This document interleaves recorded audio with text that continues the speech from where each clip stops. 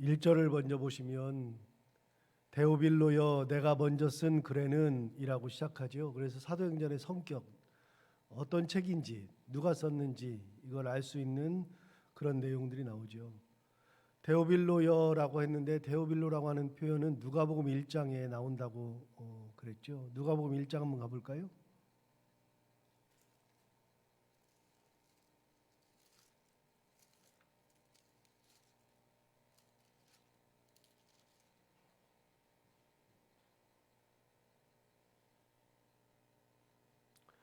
누가복음 1장 1절부터 보시면 누가복음 1장도 똑같이 앞에 이제 설명이 먼저 나오는데요.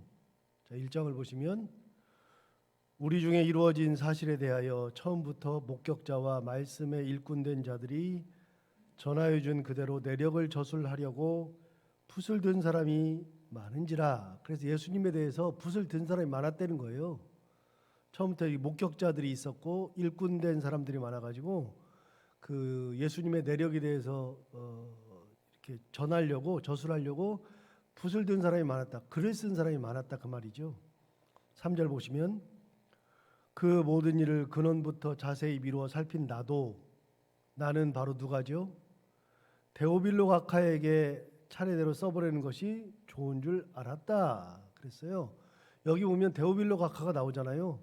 그러니까 옛날에부터 예수님에 대해서 예수님의 그 내력, 예수님의 그 삶, 그거를 목격자가 되어서 일꾼이 되어서 예수님에 대해서 쓴 사람들이 참 많은데 누가도 자기도 이 모든 일을 근원부터 자세히 살펴본 후에 나도 썼는데 이 편지를 이거를 쓴 이유는 뭐냐면 데오빌로 각하에게 차례대로 써 보내는 것이 좋은 줄 알았다. 그래서 자기는 누가는 이 복음서를 쓰게 된 동기가 누구냐면 다른 사람이 아니라 데오빌로 각하에게 쓴 거다. 개인에게 쓴 거다라고 하는 것을 분명히 밝히고 있죠. 다시 3절을 보시면 그 모든 일을 근원부터 자세히 미루어 살핀 나도 데오빌로 각하에게 차례대로 써보려는 것이 좋은 줄 알았노니 이는 각하가 알고 있는 바를 더 확실하게 하려 함이로라. 그러니까 데오빌로가 어떤 사람이냐면 이 복음서에 대해서 복음에 대해서 여기저기서 들은 게 많아요. 예수님에 대해서 들은 게 많아요. 들은 게 많은데 이것이 이렇게 듣고 저렇게 듣고 그러다 보니까 산발적으로 들어가지고 정리가 잘 안 됐어요. 그러니까 누가가 이걸 차례대로 써가지고서 보낸 다음에 데오빌로가 알고 있는 것을 자세하게 정확하게 알려주기 위해서 내가 이 글을 쓴다. 이 글을 쓴다고 누가복음에서 얘기했잖아요. 자, 이제 본문으로 돌아와서 사도행전 1장으로 돌아와서 1절을 보시면 데오빌로가 아까 나왔죠. 뭐라고 하느냐? 내가 먼저 쓴 글에는 그랬어요. 그럼 먼저 쓴 글이 뭐예요? 누가복음이잖아요. 누가복음에서는 내가 그렇게 썼는데 뭘 썼느냐? 1절을 다시 보시면 데오빌로 내가 먼저 쓴 글에는 무릇 예수께서 행하시며 가르치시기를 시작하신부터 그가 택하신 사도에게 성령으로 명하시고 승천하신 날까지의 일을 기록하였노라. 그러니까 누가복음에서는 뭘 기록했냐면 몇 마디로 요약을 했는데 예수님께서 행하고 가르치심을 시작하심부터 시작해서 예수님께서 제자들을 택하시고 그들에게 성령에게 명하시고 승천하시는 날까지 일, 그거를 기록했었다. 누가복음을 요약해 준 거예요. 1절, 2절이. 그래 놓고서 3절을 시작하는 거예요. 그러니까 사도행전은요, 1장 1절부터 2절은 사실 사도행전이라고 할 수가 없고요. 누가복음도 1장 1절부터 4절은 누가복음이 아니에요. 그냥 앞에 이걸 쓰게 된 동기, 누구에게 썼는지 그거를 설명하는 것이 누가복음 1장 1절부터 4절, 사도행전 1장 1절부터 2절. 그럼 사도행전은 언제부터 시작하느냐? 사도행전 1장 3절부터가 시작이죠. 사도행전의 원래 시작은 1장 3절. 그럼 3절을 볼까요? 그가 고난받으신 후에 또한 그들에게 확실한 많은 증거로 친히 살아계심을 나타내사 40일 동안 그들에게 보이시며 하나님 나라의 일을 말씀하시니라. 이 땅에 계시면서 부활하신 다음에 일을 이야기하는 거예요. 부활하신 다음에 예수님께서 어떻게 하셨느냐? 고난받으신 후에, 고난받으시면 이제 십자가를 의미하는 거고요. 고난받으신 후에 또한 그들에게 확실한 많은 증거로 친히 살아계심을 나타냈어요. 그러니까 부활하신 다음에 살아계심을 여러 번 나타내셨죠. 예를 들어서 제자들이 이렇게 문을 꼭꼭 걸어 잠그고 있을 때 그 가운데 나타나셨다거나, 아니면 갈릴리로 고기를 잡으러 갔을 때에 예수님께서 갈릴리로 먼저 가셔가지고서 그들이 물고기 잡을 때, 밤새 물고기 잡을 때 숯불에다가 생선을 올려놓고 떡도 올려놓고 생선구이 해주셨었죠. 그러면서 베드로에게 네가 다른 것들보다 나를 더 사랑하느냐? 아가파스메 그다음에 필로세 이런 얘기를 지난 바로 이제 금요일 날 했으니까요. 그런 얘기들을 하셨어요. 살아계심을 많이 보여주셨어요. 그래서 무슨 얘기를 하고 싶으냐면, 누가가 무슨 얘기를 하고 싶으냐면 예수님께서 살아계시는 증거를 많이 보이셨다는 것은 예수님께서 살아계신다. 누가복음을 시작하면서, 사도행전을 시작하면서 하고 싶은 말의 첫 번째가 뭐냐면 주님은 살아계신다. 그 증거를 많은 사람에게 보여주었다. 그러면 그 증거를 본 사람들이 많이 있기 때문에 이 사람들이 예수님의 증인이다. 그러므로 주님은 뭐 하신다고요? 살아계신다. 사도행전의 시작이 뭐냐면 주님이 살아계신다가 시작이에요. 내가 지금 이 편지를 쓰고 이 사도행전을 쓰는 이유가 뭐냐면 이미 없어진 분이 아니라 살아계시는 분에 대해서 쓰는 거다, 그 말이에요. 살아계시는 분. 우리가 믿는, 우리가 전파하는 분은 살아계시는 분이다, 그 얘기예요. 친히 살아계심을 나타내 주셨다. 그걸 많은 사람이 보았다. 그러니까 주님은 살아계신다. 그것도 며칠 동안, 40일 동안 그들에게 보이셨다. 40일씩이나. 그냥 잠시 보였다가 없어지신 분이 아니라 40일 동안 이 땅에 계셨다 그랬는데, 여러분 영어 성경을 보면요, 뭐라고 되어 있냐면, 이 한글에는 안 나와요. 한글에는 안 나오는데 영어 성경을 보면 40일 동안 뭐 하셨는지를 얘기했는데 그들과 함께 먹었다, 함께 식사를 하셨다, 이렇게 돼 있어요. 그들에게 식사를 하시면서 사절 얘기를 하시는 거예요. 4절에 뭐라고 얘기했냐면 이렇게 얘기했어요. 사도와 함께 모이사 그들에게 분부하여 이르시되 예루살렘을 떠나지 말고 내게서 들은 바 아버지께서 약속하신 것을 기다리라. 요한은 물로 세례를 베풀었으나 너희는 몇 날이 못되어 성령으로 세례를 받으리라 하셨느니라. 이 말씀들을 하실 때 언제 하셨느냐? 40일 동안 계실 때 하셨다. 첫 번째, 살아나셨어 하신 거다. 두 번째, 40일 동안 이 땅에 계시면서 이런 말씀을 하셨다. 세 번째, 그 40일 사이에 뭐 하셨느냐? 제자들과 함께 드셨다. 함께 생활했다. 그러면서 주님께서 하시는 말씀의 핵심이 뭐냐? 3절 맨 뒤를 보시면 이렇게 돼 있어요. 하나님 나라의 일을 말씀하시니라.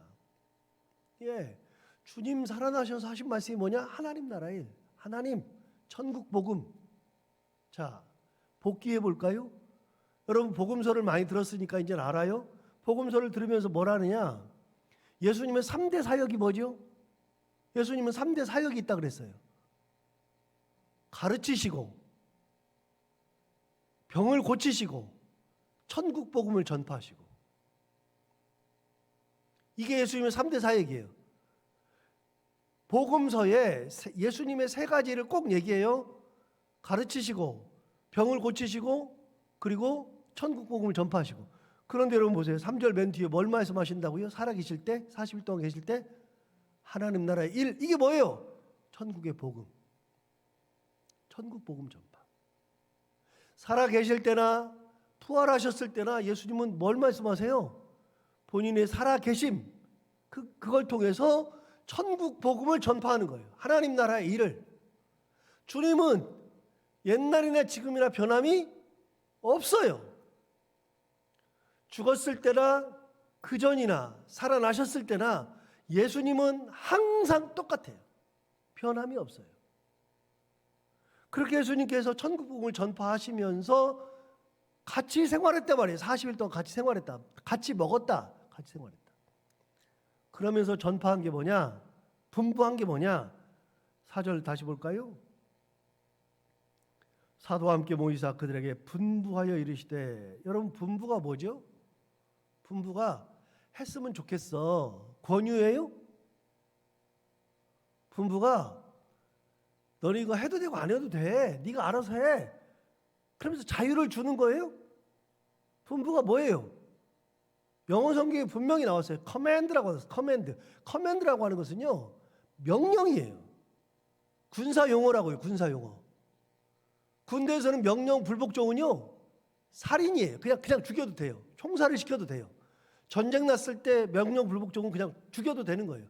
반드시 들어야 되는 게 커맨드예요. 여러분, 커맨드인데 분부예요. 이거는 너희가 들었으면 좋겠어라는 청유형도 아니고, 너희가 해도 되고 안 해도 돼요 하는 그런 권유, 아니면 너희가 다 해, 그러면서 그 모든 결정을 너희들한테 다 주는 것도 아니고, 모든 것을 전부 다 반드시 해야 된다. 40일 동안 승천하시기 전에 제자들에게 분부하신 내용이 뭐냐? 명령하신 게 뭐냐? 자, 그 명령을 다시 볼까요? 4절. 사도와 함께 모여서 그들에게 분부하여 이르시되, 뭐 하라고요? 예루살렘을 떠나지 말고 내게서 들은 바 아버지께서 약속하신 것을 기다리라. 누가복음 한번 가볼까요? 누가복음 24장. 아까 제가 누가복음을 가는 이유는 누가가 쓴 편지를 계속 보는 거니까. 누가복음 마지막 장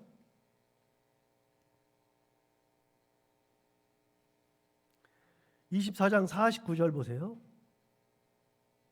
24장이면 끝나는 거잖아요. 끝나는 거. 50절, 51절, 52절, 53절 하면 끝나요. 24장에서.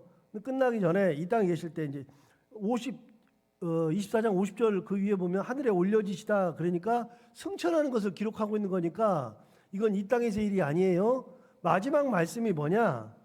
24장 49절.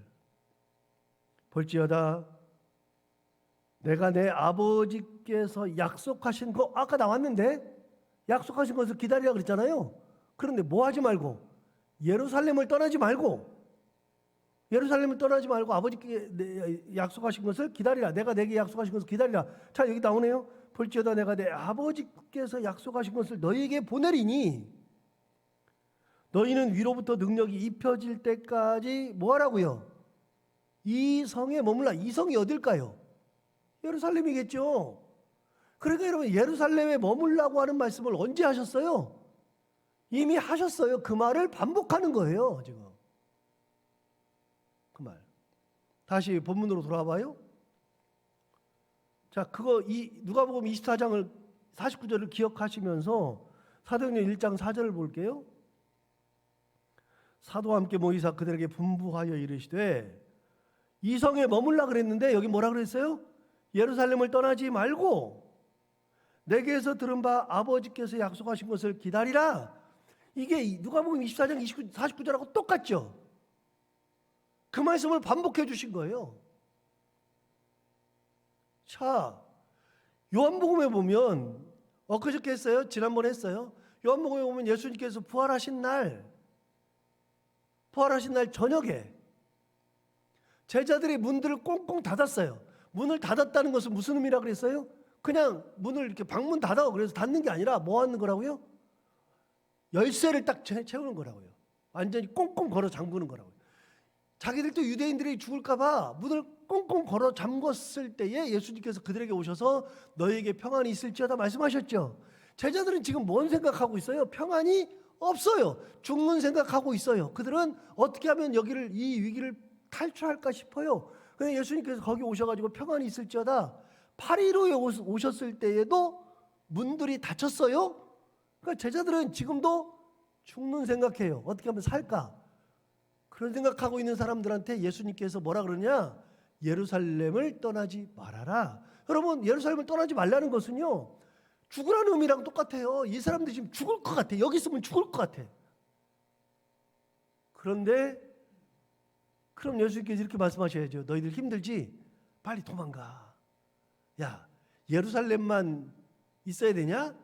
갈릴리로 빨리 가. 갈릴리도 괜찮아. 아니, 사마리아로 가든지 그럴 수 있잖아요.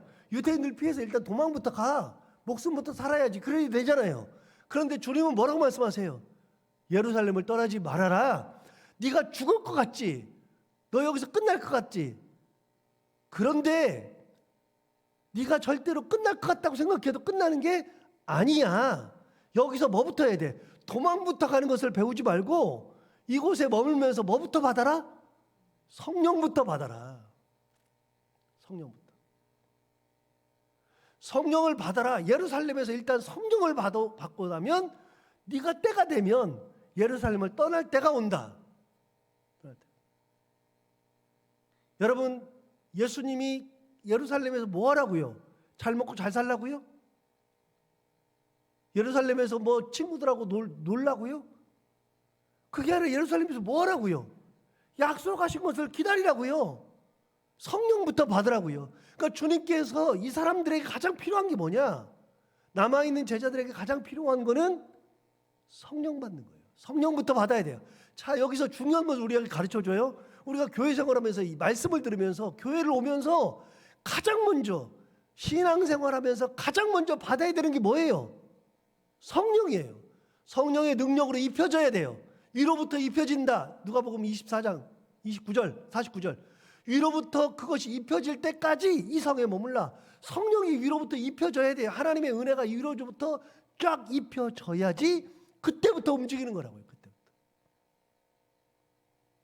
준비도 안 됐는데 특히 이제 예를 들어서 개척교회 같은 경우는 그래요. 일꾼이 없다 보니까 와가지고 조금만 뭐 하면은 사람 세워요. 사람 세우면 다 탈이 나게 돼 있어요. 여러분, 성령이 임하고 성령의 은혜 가운데 있고 그러면서 성령의 말씀대로 살아가려고 하는 것이 생겼을 때, 은혜가 입혀졌을 때부터 일을 하는 거지 일부터 하는 게 아니에요. 뭐부터 하라고요? 기다리기부터 하라고요. 일하려고 하지 마. 기다려. 그리고 뭘 받으라고요? 성령을 받으라. 이게 예수님의 뭐라고요? 분부, 명령. 그러니까 여러분, 우리가 가장 먼저 힘입어야 되는 거는요, 성령이에요. 성령의 능력. 이걸 빼면 안 돼. 그래서 사도행전을 뭐라고 하느냐? 사도행전의 다른 말은 성령행전이라고요. 성령행전. 성령행전. 성령이 없으면 사도행전은 해석이 안 돼요. 해석이. 사도행전을 해석하는 가장 중요한 단어 딱 하나를 뽑으라. 그러면 성령이에요. 성령. 자, 5절 볼까요? 요한은 물로 세례를 베풀었으나 너희는 몇 날이 못되어 성령으로 세례를 받으리라. 여러분, 성령으로 세례를 받는데요. 이제부터는 너희들이 성령으로 세례를 받는데요. 성령을 받으면 너희가 달라지는 거예요. 그런데 보세요.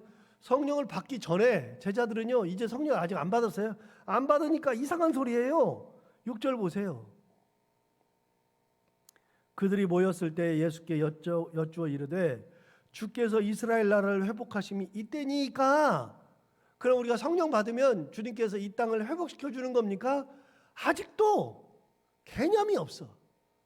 주님이 무슨 말씀하는지도 몰라요. 성령을 받고 나면은 이런 대화가 싹 사라져. 관심이 달라져요. 그게 없으면 자꾸만 주님께서 성령을 받아야 된다, 예루살렘을 떠나지 말아야 된다, 그렇게 말씀하시는데 성령을 받기 전이니까 이상한 소리예요. 주께서 이 나라를 회복하심이 이때니까 라고 물어보잖아요. 그러니까 주님 어이없으니까 7절 이렇게 말씀하시잖아요. 이르시되 때와 기한은 아버지께서 자기의 권한에 두셨으니, 그 다음 뭐라고 돼 있어요? 굉장히 중요한 말 하잖아요. 이르시되 때와 기한 시기는 아버지께서 자기의 권한에 두셨으니 너희가 할 바 아니요. 야, 그걸 네가 왜 신경 써? 그런 신경 쓸 게 없어. 그거는 하나님 거야. 때와 시기는 이때니까 그랬잖아. 이때니까. 그러니까 그때가 언젠지 하나님 거야. 네가 왜 신경을 써? 그런 거 하지 말고 성령 받으라니까. 그러면서 성령이 임하면 어떤 일이 일어난지를 가르쳐 주는 거예요. 여러분 8절 사도행전 1장 8절 이게 사도행전에서 가장 중요한 구절이라고 그랬죠. 사도행전 1장 8절을 빼면 해석이 안 돼요. 사도행전은. 사도행전 1장 8절 우리 다 아는 말씀 오직 성령이 너희에게 임하시면 너희가 권능을 받고 예루살렘과 온 유대와 사마리아와 땅끝까지 이르러 내 증인이 되리라 하시니라. 이게 사도행전에서 가장 중요한 말씀. 자 보세요. 오직 성령이 임하시면 너희가 뭘 받아요? 권능을 받는다. 자, 권능을 받는다는 거 이건 수요성역부 때 많이 했는데 권능을 받는다는 것은 무슨 말이냐? 권능이라는 헬라어를 찾아보면요 두나미스라고 돼서 두나미스. 여러분 두나미스라고 하는 것은 뭐라고요? 다이너마이트라고 그랬잖아요. 다이너마이트. 성령이 임하면 우리가 뭐와 같아요? 다이너마이트와 같아. 여러분 다이너마이트는요 바위 깰 때 큰 산에 있는 바위 깰 때 사람이 손으로 아무리 안 깨지잖아요. 안 깨지는데 구멍만 조금 뚫어가지고 거기다 뭘 넣어요? 다이너마이트. 구멍을 몇 개를 뚫어가지고 다이너마이트를 넣어가지고 폭발을 시키면 그 큰 산에 있는 암벽이 꽉 무너져 내려요. 요즘은 집을 무너뜨릴 때도요. 집을 무너뜨릴 때 웬만한 이렇게 조금 작은 거는요. 3층 정도 되면은 그냥 포크레인으로 이렇게 푹푹푹 해가지고서 뭐 무너뜨리기도 하는데요. 높은 건물을 무너뜨릴 때는요. 건물 전체에다가 다이너마이트를 쭉쭉쭉쭉 다 박아놓고 거기다가 천으로 다 가리고 먼지 날리지 않도록 가리고 다이너마이트를 터뜨리면 건물이 푹 무너져요. 사람이 하려고 그러면요. 몇 날 며칠을 해도 꼼짝도 안 하는 건데 다이너마이트를 하면은 모든 것이 다 무너지죠. 여러분 내 힘으로 할 때는 성령을 받기 전에는요. 꽃게기 들고 사는 삶이야. 꽃게기를 들고 사니까 힘들어 죽겠어. 아이고, 허리도 아프고 막 뭐야 하는 것마다 너무 힘들고 막 지치고 일사병 열사병 걸리고 뭐 완전히 난리가 나요. 그래서 성령이 임하기 전에는 꽃게기를 들고 사는 삶이니까 너무 힘들어. 내가 하는 일마다 다 힘들어 막. 그런데 성령을 받으면 곡괭이를 들고 사는 삶이 아니라 무슨 삶이요? 다이너마이트를 들고 있는 삶이에요. 그럼 성령을 받는 순간에는요, 내 힘으로 사는 삶이 아니라 하나님의 힘으로, 성령의 힘으로 살아가는 거. 여러분, 우리가 가끔 얘기해요. 신앙생활 할 때 너무 힘들다 자꾸 그래요. 그런데 여러분, 신앙생활 할 때 힘들지 않아요. 내 힘으로 하면 힘드는데 누구 힘으로 해요? 성령의 힘으로. 은혜로. 그 신앙생활은요, 은혜로 하는 거예요. 뭘 감당할 때 내가 하기 시작하면 너무 힘들어. 그러나 은혜로 할 때는 어렵지가 않아요. 기쁨이 넘치고. 자, 오직 성령이 너희에게 임하시면 너희가 권능을 받고, 그 다음에는 나중에 또 설명할 거예요. 이건 이제 그 다음에는 예루살렘과 온 유대와 사마리아 땅끝까지 이르러 내 증인이 되리라. 여기서 증인이라는 말도 또 생각을 해봐야 된다 그랬잖아요. 증인이 헬라어에 보면 마르투스라고 돼 있는데, 마르투스가 영어가 뭐가 되냐면 마터가 되는데, 마터라고 하는 말은 뜻이 뭐냐면요, 순교를 마터라 그래요. 마터. 순교자. 여러분, 우리가 성령을 받으면 다이너마이트와 같은 그런 힘으로 살아가요. 내 꽃갱이 들고 사는 게 아니라 성령의 다이너마이트 같은 힘으로 사니까, 사람을 만났을 때 내가 힘으로 할 때는요, 저 사람을 만날 때 두려워 떨어. 아이고, 내가 저 사람 만나면 어떡하지? 두려워 떨는데 다이너마이트와 같은 삶을 살아가면요, 내가 두려워 떨 필요가 없어요. 떨지도 않아. 그냥 그 사람을 만나도 돼. 은혜 가운데 만나고 은혜 가운데 살아가고 그렇게 해요. 그러니까 전혀 떨림이 없어요. 그렇게 살아가는데 제정신이 아니죠. 내 힘이 아니니까, 성령의 힘이니까 제정신이 아닌데 그렇게 살아가는데, 살다 보면 어떤 일이 벌어지냐? 능력이 나타나는 거예요. 내게 능력이 나타나서 마지막이 뭐냐? 증인이 되는 거예요. 증인이 뭐라고요? 순교라고요. 여러분, 성령 받아가지고 호의호식하라는 게 아니고, 성령 받으니까 뭐 만사가 잘 풀리고 그게 아니고, 예수님이 말씀하시는 성령 받아서 마지막 끝이 뭐라고요? 순교의 길로 가는 거예요. 다시 물어요. 여러분, 순교가 어려워요, 쉬워요? 어려워요. 그런데 쉬워요. 여러분 왜 어렵냐면 곡괭이를 들고 있으면 어려운 거예요. 내 힘으로 하는 것은 순교가 어려워요. 그런데 여러분 다이너마이트, 성령을 힘입어서 다이너마이트가 되면 여러분 그거는 쉬운 거예요. 다이너마이트가 내 손에 들려져 있는 순간에 성령의 능력으로 하니까 내가 내 힘으로 순교를 하는 게 아니라 순교의 길을 가는 게 아니라 성령의 은혜로 가는 거예요. 은혜로. 제자들 보세요. 제자들이 성령을 안 받으니까 그때가 이때니까 그런 헛소리 나고 있고요. 그 다음에 예수님이 부활하신 날도 문을 꽁꽁꽁꽁 걸어 잠그고요. 그러고서 예수님이 하신 말씀도 깨닫지도 못하고요. 그랬는데 성령을 받고 난 다음에 완벽하게 달라져요. 제자들. 완벽하게. 새 사람이 돼요. 새 사람. 주님께서 말씀하세요. 성령을 받으면 권능, 다이너마이트가 임하고 그 끝이 뭐라고요? 순교. 그거는 내 힘으로 하는 게 아니라 다이너마이트의 힘으로. 꽃갱이 들고 하는 게 아니라 다이너마이트가 내게 주어졌을 때 가능한 거예요. 그래서 예수님께서 뭐라 그러세요? 야, 도망가려고 하지 말고 성령부터 받아. 성령 받아야 그 다음이 있는 거야. 여러분 우리 신앙생활 하면서도요. 성령을 받아야 그래야 그 다음이 있는 거예요. 목사가 처음에는 열정을 가지고 해요. 그런데 점점 내 안에 성령께서 역사하시지 않고 주님께서 내 안에 역사하시지 않으면 뭐만 남느냐? 목사라는 사람 껍데기만 남으니까 너무 힘들어요. 그리고 딴짓해요. 자꾸만. 신앙생활하는 우리 그리스도인들도 똑같아요.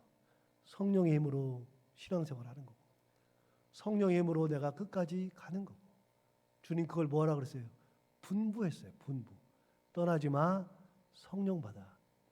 오직 성령이 너에게 임하시면 너희가 권능을 받고 예루살렘과 온 유대와 사마리아 땅까지 이르러 죽으러 가는 거야.